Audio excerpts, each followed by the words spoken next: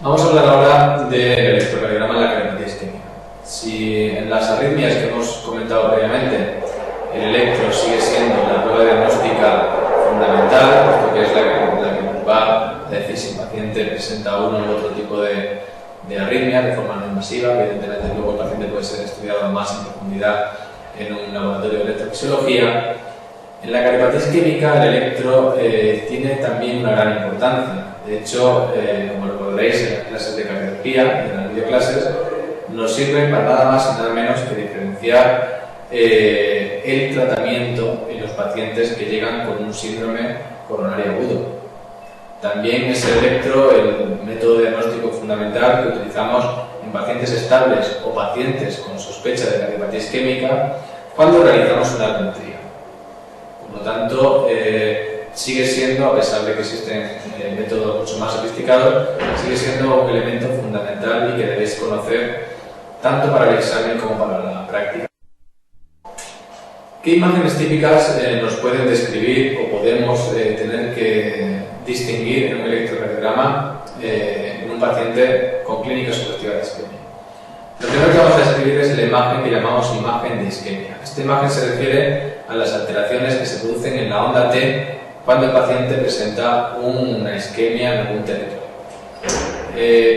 Cuando el paciente presenta una T picuda, una T claramente positiva, hablamos de que tiene imagen de isquemia subendocárdica.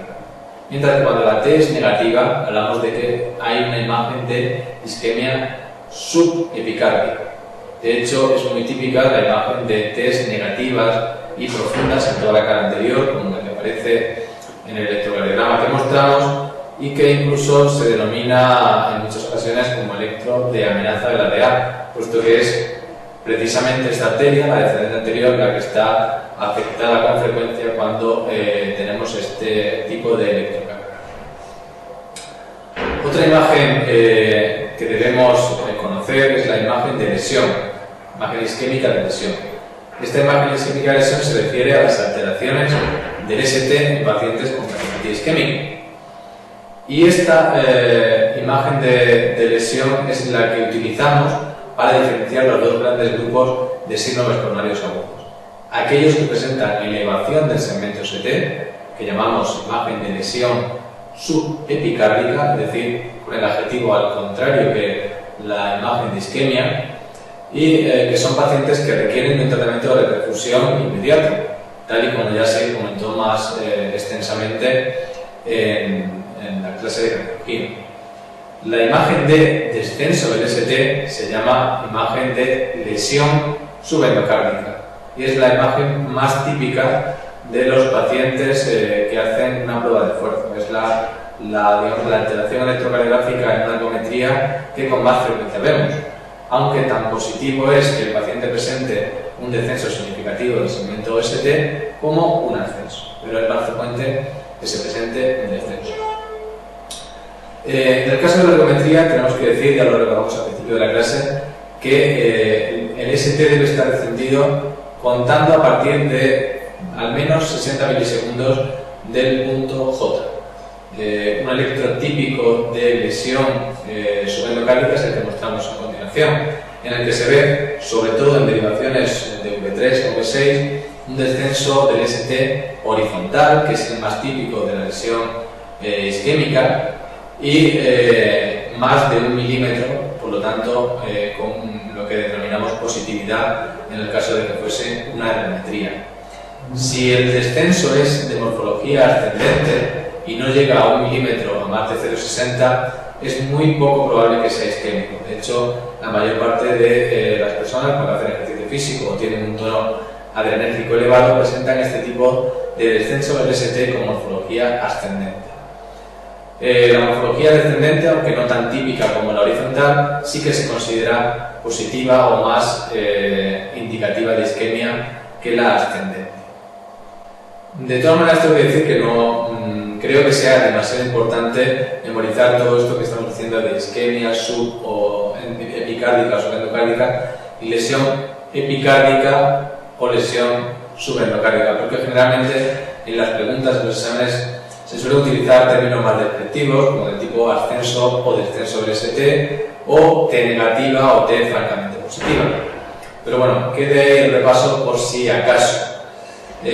Una característica que tiene el ascenso del ST, que no tiene el descenso, es la capacidad para localizarnos la parte del corazón que está sufriendo isquemia. El descenso del ST, a diferencia de lo que piensa mucha gente, no tiene un valor localizador, pero sí el ascenso del ST. Y en la tabla que os mostramos en pantalla ahora mismo, podemos ver qué territorio está afectado y qué arteria está probablemente afectada con cada uno de los ascensos. De esa manera, un paciente que llegue con clínica sugestiva de cardiopatía isquémica y que presente un electro con un ascenso en una o varias de estas derivaciones, podemos casi con seguridad saber qué arteria o arterias van a estar afectadas. Vamos a ver algunos ejemplos. En el primero de ellos, lo que vemos es un paciente con elevación muy marcada, es un paciente con elevación, como podéis ver, de V2 a V6 y también en 1 y AV. Por lo tanto, siguiendo la tabla que hemos visto previamente, se trata de un paciente con un infarto anterolateral extenso. Además, fijaos, que es algo que no hemos comentado hasta el momento, fijaos que en las derivaciones de cara inferior, en 3 en OVF, lo que presenta este paciente es un descenso claro del segmento ST. Este descenso no nos está marcando que haya isquemia en otra parte, otra zona del corazón, en este caso en la cara inferior, sino que es lo que llamamos imagen especulada. No es más que lo que se produce en la cara inferior como consecuencia de que la cara contraria, la cara anterolateral, está sufriendo una oclusión de la arteria que la irriga. Pero no es el caso de que el paciente presente isquemia adicional. Recordad, se denomina imagen especulada.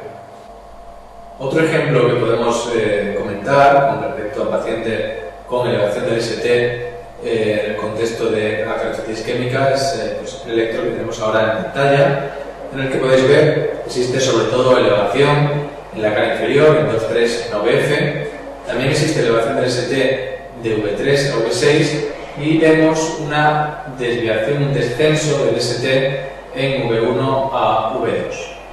Siguiendo la terminología que hemos comentado previamente en la tabla, se trataría de un paciente con un síndrome coronario agudo, con elevación del ST, probablemente un infarto inferior y lateral. El hecho de que además tenga descenso del ST en derivaciones precordiales V1 y V2 nos hace pensar en que probablemente tenga isquemia también en la cara posterior.